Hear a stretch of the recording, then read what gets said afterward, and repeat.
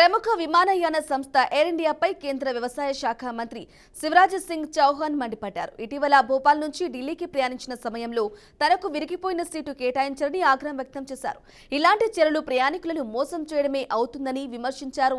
Air India నిర్వహణను Tata group తీసుకున్న తరువాత ఎయిర్లైన్స్ సేవలు మెరుగుపడతాయని అనుకున్నానని, కానీ అది తన అపోహనేనని అర్థమైందని మంత్రి అసహనం వ్యక్తం చేశారు.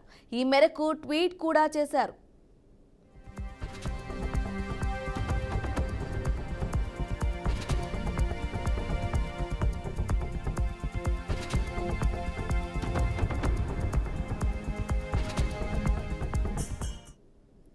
ఇక విమానం ఎక్కిన వెంటనే తాను బుక్ చేసుకున్న సీటు విరిగి ఉండటంతో ఆశ్చర్యపోయారని తెలిపారు. దీనిపై ఎయిర్లైన్స్ సిబ్బందిని ప్రశ్నించగా ఈ సమస్యను యాజమాన్యం ఆలస్యంగా గుర్తించిందని, ఈ సీటు టికెట్ను ప్రయాణికులకు విక్రయించకూడదని ఆదేశించిందని తెలిపారు. విమానంలో అదొక్కటే కాకుండా మరిన్ని సీట్లు కూడా సరిగా లేవని సిబ్బంది చెప్పారు.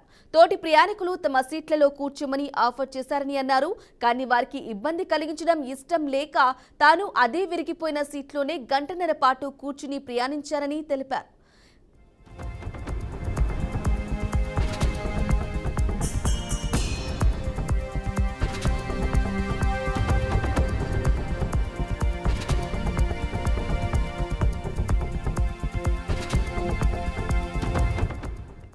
అయితే ప్రయాణికుల నుంచి పూర్తి ఛార్జీలు వసూలు చేసి అసౌకర్యమైన సీట్లు కేటాయించడం ప్రయాణికులను మోసం చేసినట్లు కాదా అని మండిపడ్డారు.